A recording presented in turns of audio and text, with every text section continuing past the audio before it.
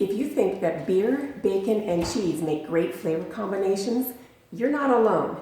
This easy cheese-making recipe shows you just how to combine those flavors into a delicious, delectable cheese. So come on into my kitchen. Let me show you how to make Monterey Jack cheese soaked in beer and bacon.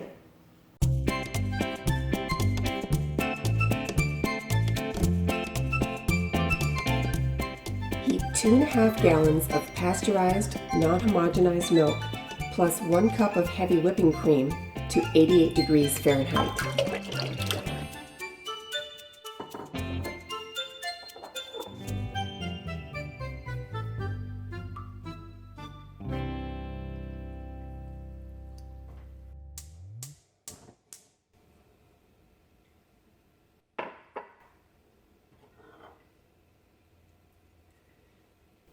Stir the cream so that it spreads evenly into the milk. Add 1/4 teaspoon of mesophilic culture and sprinkle it on the top of the milk.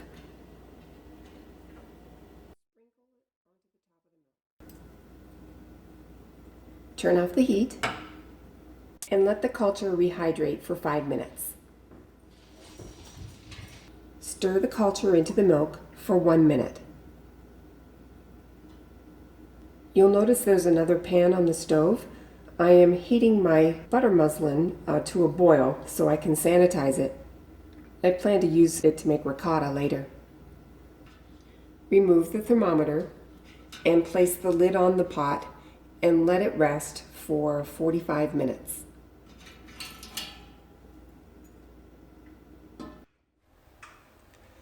Whenever I'm making cheese in the kitchen, I always have good company.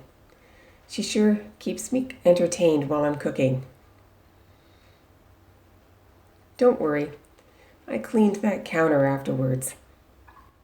I always do. All right, now it's time to set the curd. Take a 1/2 teaspoon of calcium chloride and dilute it in a 1/4 cup of non-chlorinated water.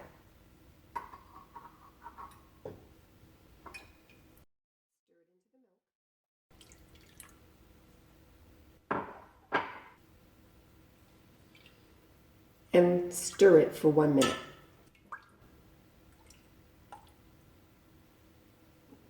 And now we'll do the same thing to the rennet. Take a 1/2 teaspoon of rennet and dilute it in a 1/4 cup of non-chlorinated water. Pour it into the milk and stir for 1 minute. Don't stir for more than a minute though, because the rennet starts to set up pretty quickly. Place the lid on the pot and let it rest for 45 minutes. Once the 45 minutes has elapsed, check the curd for a clean break.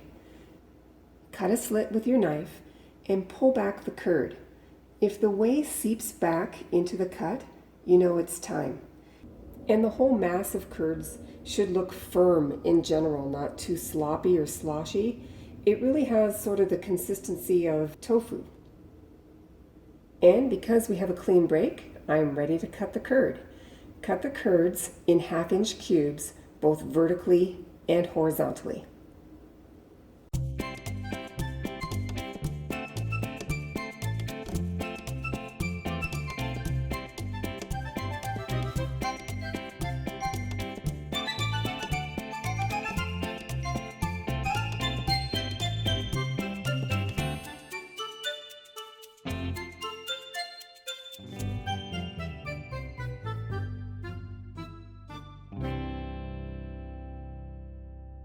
Cover the pot and let the curds heal for 5 minutes. Now slowly, over a 30-minute period of time, raise the temperature from the 88 degrees to 100 degrees. So just take your time.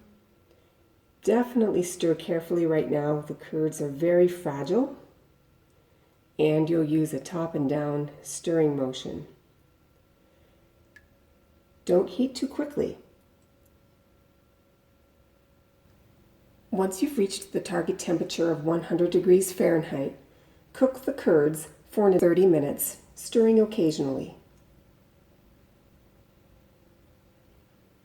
Maintain the temperature at 100 degrees. Let the curds sink to the bottom for about 5 minutes.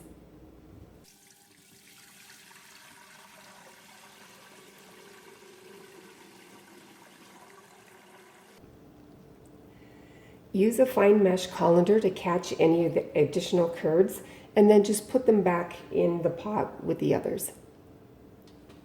Be sure to save the whey. This is going to make an excellent ricotta. Return the pot to the stove area, place the lid on the pot, and let the curds rest for 30 minutes. Stir the curds occasionally just to make sure they don't mat. The challenge here is that we need to keep these curds at 100 degrees. So there's a couple of ways to do that. I'm going to use a towel to wrap the pot to help keep the heat inside the curds. I'm checking the temperature to make sure that it's staying at 100 degrees, and it is. That looks just perfect. And stir gently a couple of times. You're just trying to avoid it turning into one big slab right now.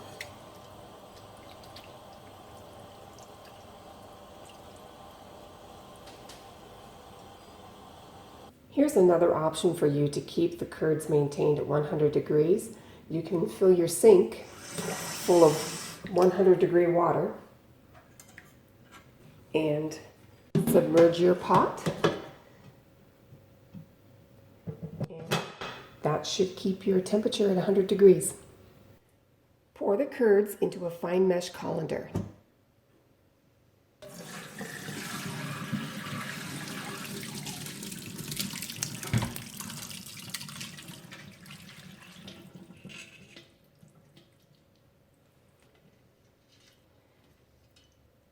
Get all the little pieces.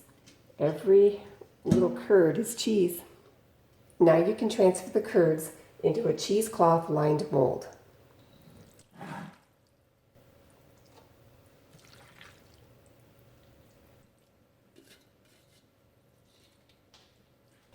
Place it into the press and press very lightly at 5 pounds for 30 minutes.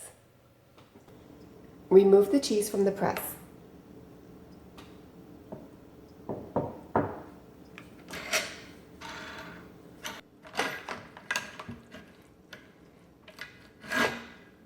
Redress the cheese, flip it over, and put it back into the press. This time at 10 pounds for 12 hours or overnight.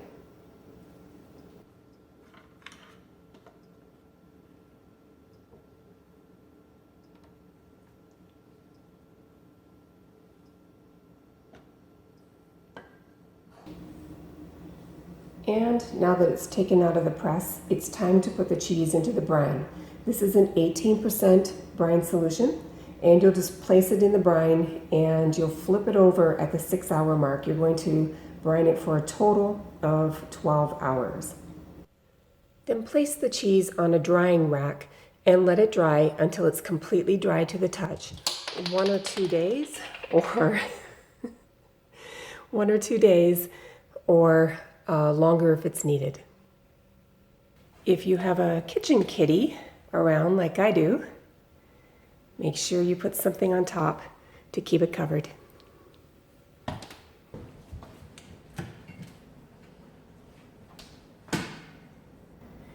Now that the cheese is dry, you'll take it from the rack and you'll place it into a vac seal bag.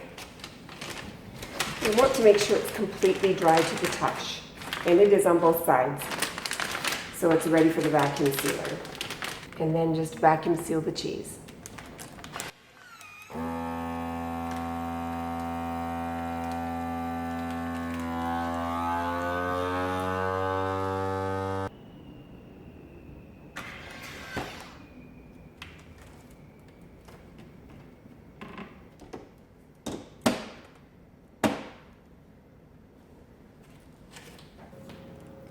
Age this in the cheese cave at 54 degrees for at least 5 weeks or longer.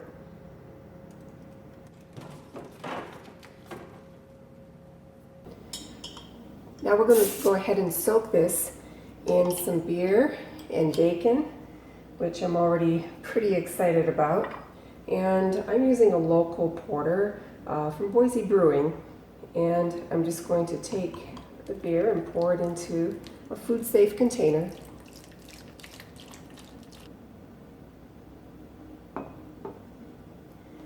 And then I'm going to take a pound of bacon cut up into 1-inch pieces. To tell you right now, my house smells like I'm standing in both a brewery and a deli at the same time. I think this is going to be pretty amazing. Go ahead and put the bacon into the beer.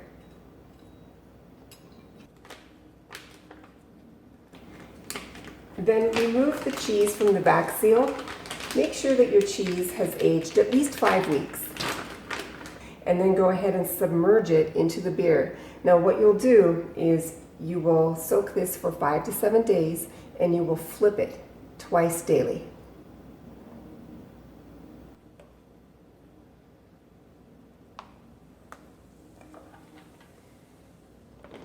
Be sure to store this in your refrigerator while it's soaking. Once the cheese has been brined in the beer solution, go ahead and place it on a drying rack for 2 to 3 days or until it's completely dry to the touch. You can flip the cheese every 12 hours. And here it is. This is how to make Monterey Jack cheese at home, smoked in beer and bacon. I sure hope that this cheese tastes as great as it smells. Thank you so much for watching. If you haven't already, take a moment to subscribe to the channel and like this video, and we will see you in the next episode.